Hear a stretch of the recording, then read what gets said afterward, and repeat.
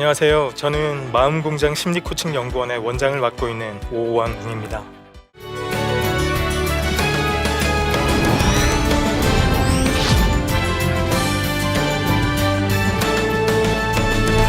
오늘 제가 하려고 하는 이야기는 영혼에 관련한 것입니다.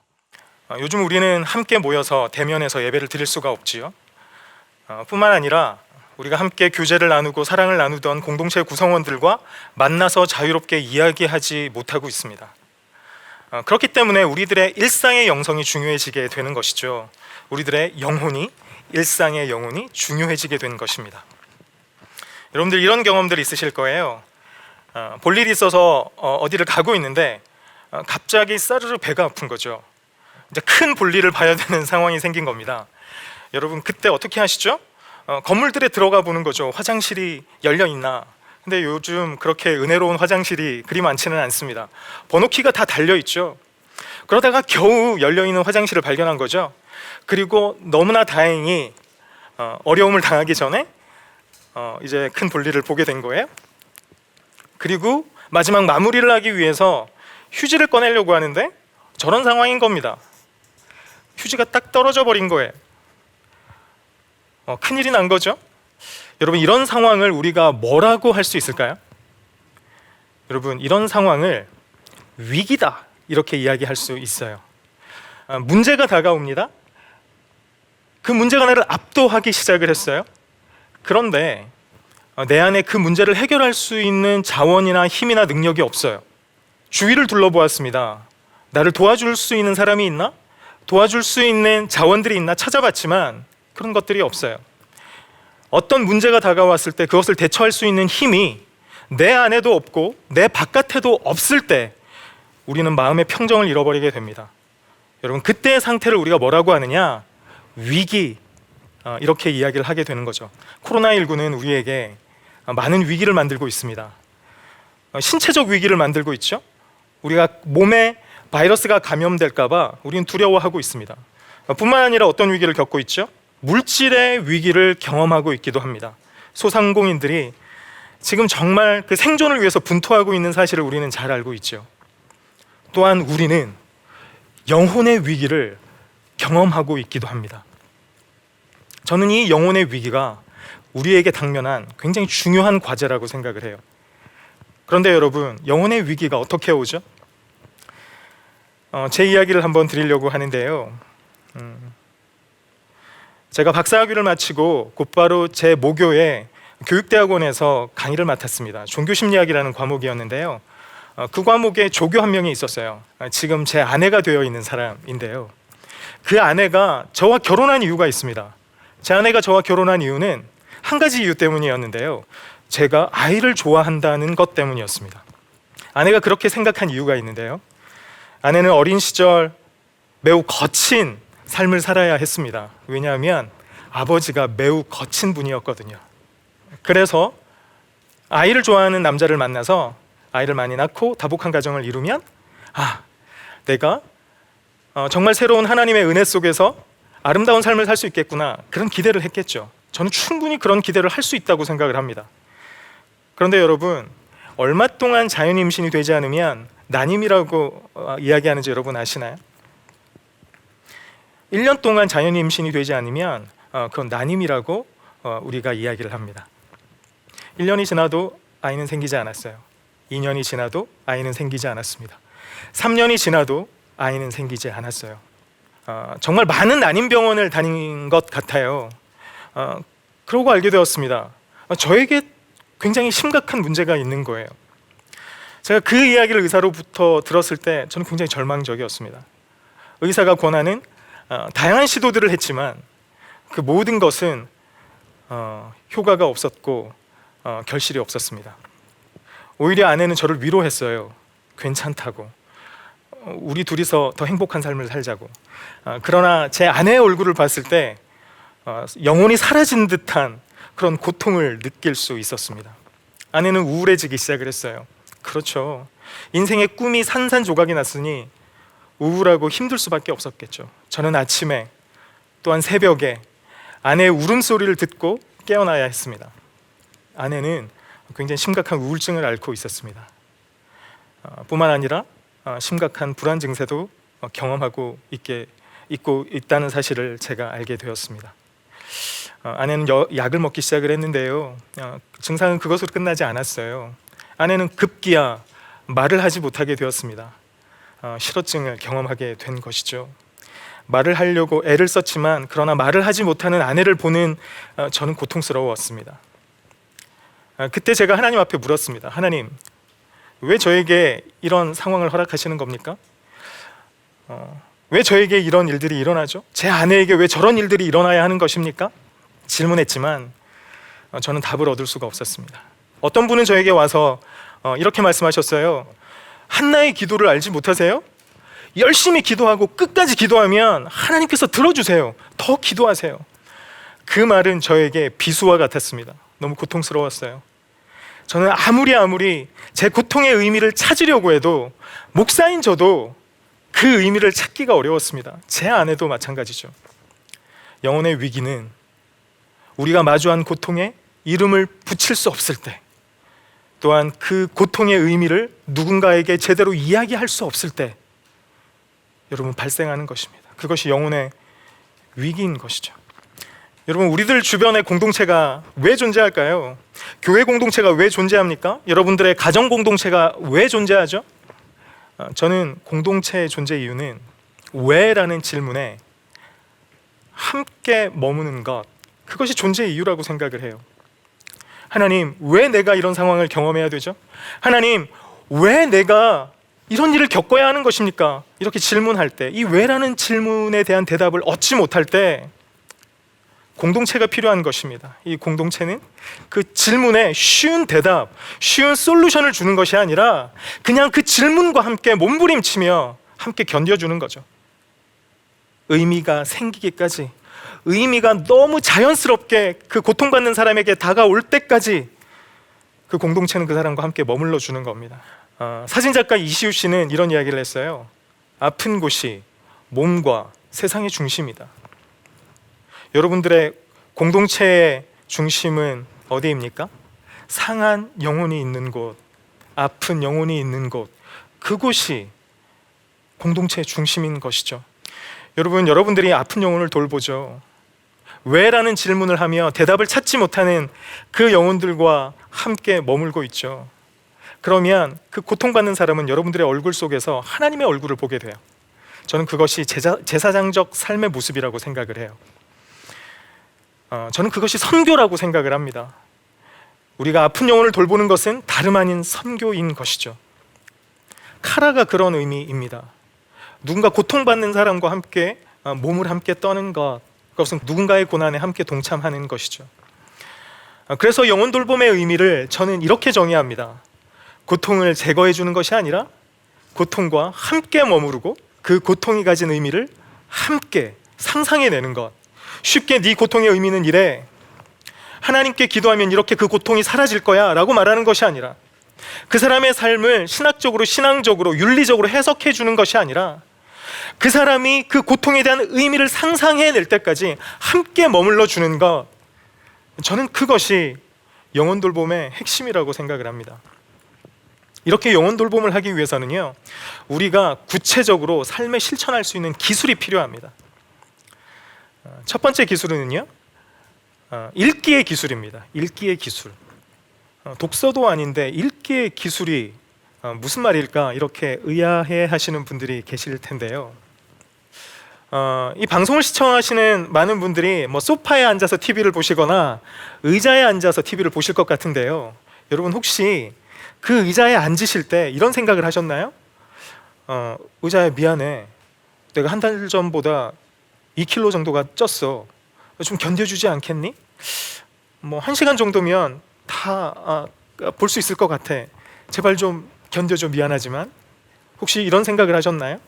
만약 이런 생각을 하신 분들이 있다면 여러분들 얼른 상담을 받아봐야 합니다. 그런 생각하지 않죠. 왜요? 의자는 이트이기 때문에 그래요. 그것이기 때문에 그렇습니다. 우리는 그것에 표정을 읽지 않아요. 감정을 읽지 않습니다. 그 사람의 상황을 읽지 않아요. 저희 어머니가 디스크 추간판이 탈출을 해서 이제 다리를 쓰기가 어려우셨을 때 굉장히 유명하다는 척추 전문 병원에 갔습니다. 오랫동안 몇 시간 동안 검사를 받고요. 이제 의사를 만나러 진료실 앞에서 기다리고 있는데 드디어 진료실 문이 열리는 거죠. 삐그덕하고 열리고 어머니와 함께 이제 진료실 안으로 들어갔습니다. 마치 천국 문이 열리는 것 같았어요. 그리고 저희 어머니는 뭔가 상황이 심상치 않은 것 같다고 느끼고 그 의사 선생님의 입술만 보고 있었어요. 어떤 말씀을 하실까? 근데 그 의사 선생님이 이런저런 말씀을 하시더니 마지막으로 이렇게 이야기하고 진료가 끝났습니다. 척추가 너덜너덜하네. 수술하지 뭐. 그 이야기를 듣고 저희 어머니는 너무 놀라셔서 눈에 그렁그렁 눈물이 고이셨어요. 아마 그 의사 선생님이 그날 많이 피곤하셨었나 봐요. 저는 그렇게 믿고 싶어요. 세상에 참 좋은 의사 선생님들이 있는데요. 그분도 좋은 선생님인데 그날 그냥 저에게 그랬겠거니 저는 그냥 그렇게 생각하고 있었어요. 근데 누군가의 척추가 너덜너덜하다 이런 말을 어떻게 할 수 있죠? 그 사람이 이트일 때 할 수 있어요. 그 사람이 그것일 때 그렇게 할 수 있어요. 나는 너의 표정을 읽지 않아. 나는 너의 감정을 읽지 않아. 나는 너의 상황을 읽지 않아. 그 사람은 이트인 거죠. 여러분, 나와 그것의 관계 속에서는 어떤 영혼의 치유와 회복이 일어나지 않습니다. 영혼 돌봄은 일어나지 않아요. 내가 그 사람을 너라고, 살아있는 존재라고, 하나님께서 나에게 허락하신 내 대화의 상대, 삶의 상대라고 우리가 인정할 때만 우리는 그 사람을 읽어요. 그 사람의 변화를 읽는 거죠. 우리가 하나님의 존재를 주로 옆에 있는 사람을 통해서 느끼게 되는데요, 우리가 누군가를 그렇게 잘 읽어주면, 그 사람의 변화를 읽어주면, 그 사람의 감정을 읽어주면요, 그 사람은 하나님의 임재를 경험할 수 있게 되는 거예요. 바로 이것이 읽기의 기술입니다. 여러분, 평상시에 연습할 수 있어요. 집사님, 저번 주보다 이번 주가 훨씬 기분이 좋아 보이세요. 어떤 의미죠? 내가 당신을 보고 있다는 겁니다. 당신을 읽고 있다는 거예요. 영호야, 저번 주에 만났을 때보다 오늘 왜 이렇게 우울해 보여? 무슨 일이 있는 거야? 내가 너를 읽고 있다는 겁니다. 근데 여러분들 주위를 한번 보세요. 아무도 읽어주지 않는 영혼들이 있어요. 여러분, 그렇게 상한 영혼들이, 아까 제가 뭐라고 이야기를 했죠? 공동체 중심이라고 말씀을 드렸잖아요. 그 중심들이 제대로 돌봄을 받고 있지 못한 겁니다. 부재의 느낌 속에 살아가게 되는 거죠. 그렇기 때문에 이 읽기의 기술은 영혼 돌봄에 있어서 매우 중요한 기술입니다.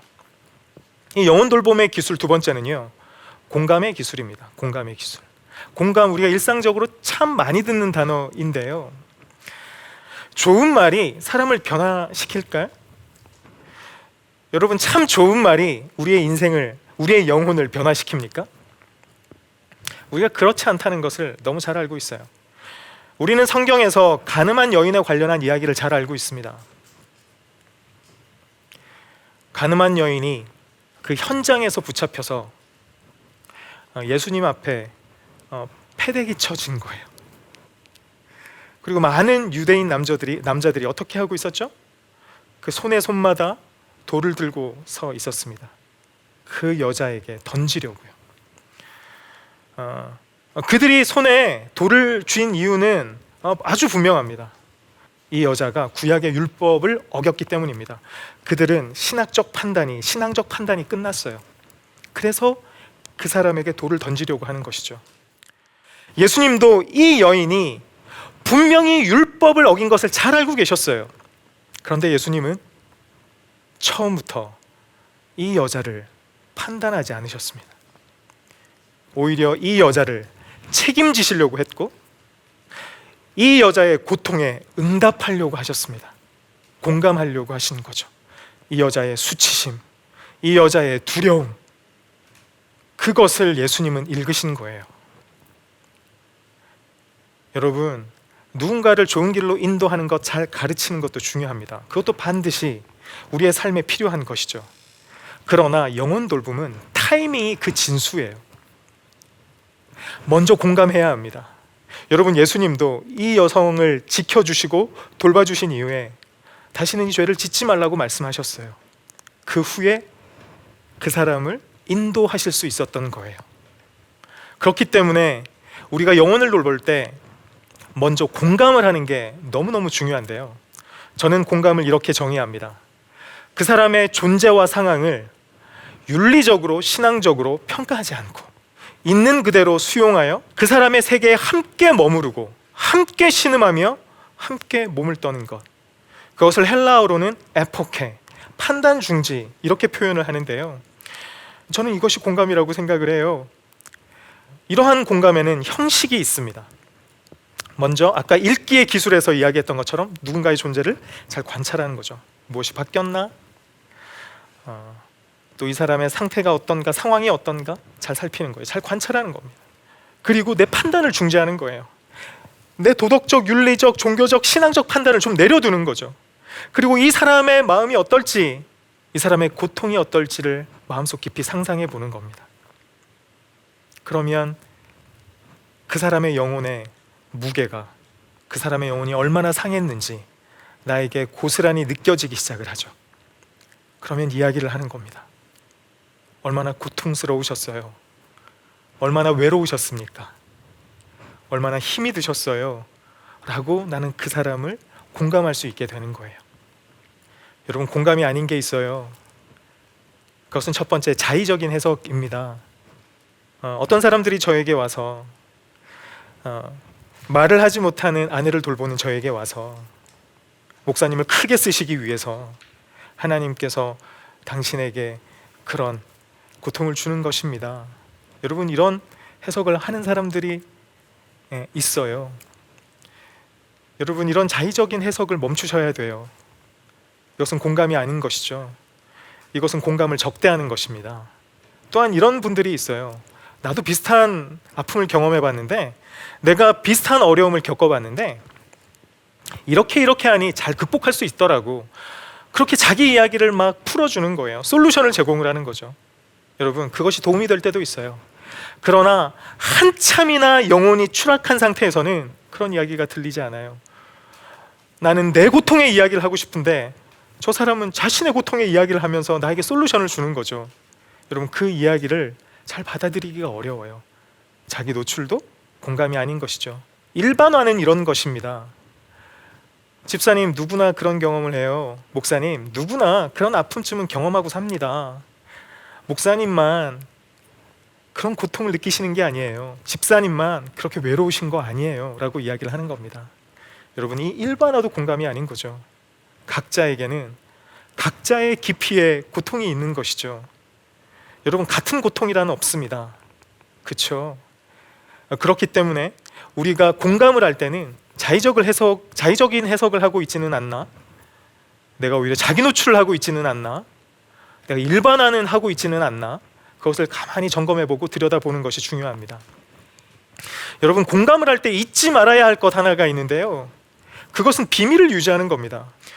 여러분, 우리가 누군가의 이야기를 듣고 다른 사람에게 이야기를 해서 그 사람이 도움을 받게 해야겠다라는 판단이 들더라도 우선 해야 되는 게 무엇입니까? 그 영혼의 고통을 받고 있는 사람에게 가서 물어봐야 되죠. 내가 저 사람에게 도움을 요청해도 될까요? 이야기를 해도 될까요? 그렇게 하지 않고 비밀을 누설한다면 여러분, 우리는 영혼이 상한 사람의 안전기지가 되어줄 수 없어요. 구약에 나오는 도피성이 되어줄 수 없는 것입니다. 비밀 유지를 할 때에만 우리는 안전기지가 될 수 있고 영혼이 쉴 수 있는 도피성이 될 수 있는 거죠. 영혼 돌봄의 기술 세 번째는 비움의 기술입니다. 비움의 기술. 이것 또한 어떤 의미일까요? 제 아내가 실어증을 조금씩 극복하기 시작을 했습니다. 처음에는 단어를 던지더니 그 다음부터는 문장을 던지기 시작을 했어요. 그리고 조금 나아지자 더듬거리는 말로 저에게 이렇게 이야기를 했습니다. 여보, 나 보육원에 가서 봉사하고 싶어. 아내는 그때부터 보육원에 가서 자원봉사를 하기 시작을 했습니다. 1세 아이들에 있는 방에 가서요, 그 아이들에게 우유도 먹이고 안고 얼르기도 하고 놀아주기도 하고 뭐 이런 일들을 했어요. 아내는 저에게 함께 가자고 요청했습니다. 우리는 아주 즐겁게 그 보육원에 가서 봉사를 하기 시작을 했죠. 저희에게 어떤 변화가 생겼는지 아십니까? 아내와 저는 우리는 왜 아이가 없을까? 우리는 왜 이런 고통을 경험해야 될까? 라고 생각을 할 때는 저희들이 굉장히 우울해졌어요. 그리고 아내는 급기야 약을 먹기까지 했죠. 근데 어느 순간 아내는 더 이상 약을 먹지 않았어요. 제가 그 이유를 가만히 살펴보았습니다. 아내는 예전에 스스로에 대해서 생각을 하다가 이제 그 아이들에 대해서 생각하기 시작한 거죠. 그 영실이에게 어떤 운동화를 사주면 예쁠까? 어떤 신발을 사다 주면 예쁠까? 어떤 네일을 사다 주면 그 아이들이 기뻐할까? 그런 고민을 하기 시작을 했습니다. 그리고 아내와 함께 기쁘게 쇼핑을 다니기 시작을 했어요. 자기에게 보냈던 초점을 바꾸어서 타인에게 그 초점의 방향을 돌리기 시작을 하자 아내는 변하기 시작한 것입니다. 우울감이 사라지고 불안이 사라지기 시작한 거예요. 저는 그 이후로 아내가 약을 먹는 모습을 본 적이 없습니다. 그리고 우리에게 자연스럽게 입양을 통해서 부모가 될 수 있다는 굉장히 설레이는 희망이 생기기 시작을 했어요. 그리고 저희 집에는 유한이라고 하는 4살짜리 아이가 너무 행복하게 무럭무럭 잘 자라고 있습니다. 그뿐만이 아닙니다. 제 아내는 서툰 가족이라고 하는 책을 썼는데요. 그 책을 통해서 난임을 겪는 부부들, 또한 입양을 한 부부들, 그 가정들을 돕는 일을 그 책을 통해서 제 아내는 하고 있습니다. 저는 제 아내가 운디드 힐러, 상처 입은 치유자라고 생각을 해요. 영혼의 추락을 경험했기 때문에 그 덕분에 오히려 그 고통으로 인하여서 제 아내는 더 상처를 받은 사람들, 더 영혼의 위기에 빠진 사람들을 더 잘 돌보고 더 치유할 수 있는 그런 위로자가, 영혼의 위로자가 될 수 있었던 것 같습니다. 현재는 자살예방센터에서 위기에 빠진 생명들을 구하는 일을 하고 있는데요. 우리가 영혼을 어떻게 돌보느냐에 따라서 우리는 운디드 힐러가 될 수 있는 것이죠. 상처 입은 치유자가 될 수 있습니다. 상처 없는 사람은 없습니다. 저는 이것이 영혼의 추락의 또 다른 측면인 것 같습니다. 우리가 그 영혼의 추락을 어떻게 바라보고 어떻게 돌볼 것인가, 그것이 우리들의 삶에 있어서, 우리들의 영성생활에 있어서 너무 중요한 부분인 것 같습니다. 네, 끝까지 오늘 제 강의를 경청해 주셔서 감사합니다.